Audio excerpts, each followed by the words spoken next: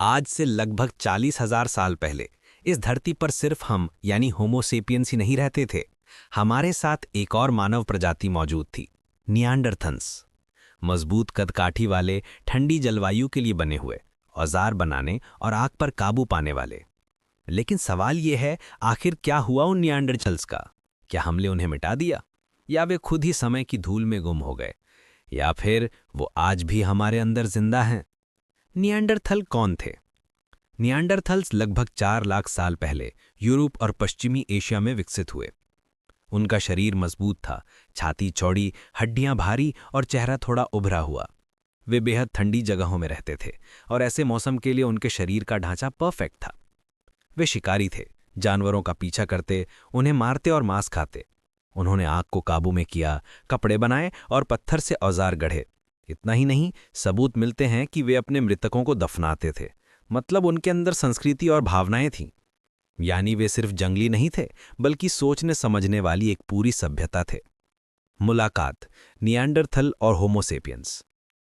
करीब 60,000 साल पहले अफ्रीका से हमारी प्रजाति होमो सेपियंस दुनिया भर में फैलना शुरू हुई। यूरोप और एशिया में पहुंचकर हमने नियांडरथल से मुलाकात की। ये मुलाकात सिर्फ झगड़े और लड़ाइयों की नहीं थी। डीएनए रिसर्च बताती है कि हमारी और उनके आपस में शादी ब्याह भी हुए।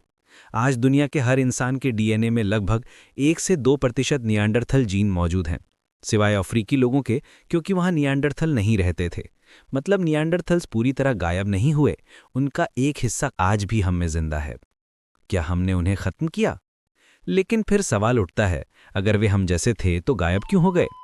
कई वैज्ञानिक मानते हैं कि जब होमो सेपियंस आए तो हमने उनकी जगह, उनका शिकार और उनके संसाधन छीन लिए। संख्या में हम ज्यादा थे, हमारी भाषा और संगठन की क्षमता बेहतर थी। हमने शायद उनके साथ प्रतिस्पर्धा की और धीरे धीरे उन्हें किनारे कर दिया। कुछ थ्योरीज कहती हैं कि हिंसक टकराव भी हुआ होगा और हमने नियांडरथल्स को सीधे सीधे मार दिया। जलवायु और पर्यावरण की भूमिका। लेकिन सच्चाई सिर्फ इतनी नहीं है। लगभग 40,000 साल पहले धरती पर बहुत बड़ा जलवायु परिवर्तन हुआ। तेज ठंड और बदलते मौसम ने कई जानवरों को खत्म कर दिया, वो जानवर जिन पर नियांडरथल निर्भर थे। जहां होमो सेपियंस अलग अलग तरह का खाना खा लेते थे, मछली, अनाज, फल, छोटे जानवर, वहीं नियांडरथल बड़े जानवरों पर ज्यादा निर्भर थे।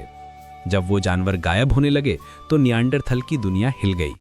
यानी उनकी मुश्किलें सिर्फ हमारी वजह से नहीं, बल्कि प्रकृति की वजह से भी थीं। दिमाग और भाषा का अंतर। होमो सेपियंस और नियांडरथल्स का दिमाग लगभग बराबर था। कभी कभी नियांडरथल्स का दिमाग बड़ा भी था, लेकिन फर्क था सोचने और बोलने की क्षमता में। हमने जटिल भाषा विकसित की। भाषा ने हमें मिलकर काम करने, योजनाएं बनाने और बड़ी कम्युनिटीज बनाने की ताकत दी। ये वही चीज थी जिसने हमें एक बढ़त दी और शायद नियांडरथल्स को पीछे छोड़ दिया। डीएनए की गवाही, वे आज भी जिंदा हैं। आज अगर हम डीएनए टेस्ट करें तो साफ पता चलता है कि यूरोप और एशिया के हर इंसान में नियांडरथल्स का थोड़ा हिस्सा मौजूद है। उनके जीन हमारी इम्यूनिटी और त्वचा जैसी चीज़ों पर असर डालते हैं, कुछ बीमारियों से बचाने में भी मदद करते हैं। मतलब नियांडरथल्स पूरी तरह मरे नहीं, उन्होंने अपने जीन हमारे अंदर छोड़ दिए। एक तरह से कहें तो वो अब भी जिंदा हैं, हमारे खून में, हमारे शरीर में।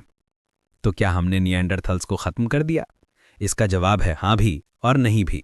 हाँ इसलिए क्योंकि हमारी संख्या, हमारी भाषा और हमारी संगठन की क्षमता ने उन्हें प्रतिस्पर्धा में हरा दिया।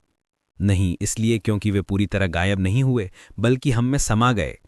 आज जब हम आईने में देखते हैं तो शायद हमारी आंखों में, हमारे चेहरे की बनावट में या हमारी डीएनए की गहराइयों में कहीं ना कहीं नियांडरथल्स अब भी जिंदा हैं। वे सिर्फ इतिहास नहीं, वे हमारी कहानी का हिस्सा है। और इसीलिए जब हम पूछते हैं क्या हमने नियांडरथल्स को खत्म कर दिया, तो सही जवाब होगा नहीं, हमने उन्हें अपने अंदर समा लिया।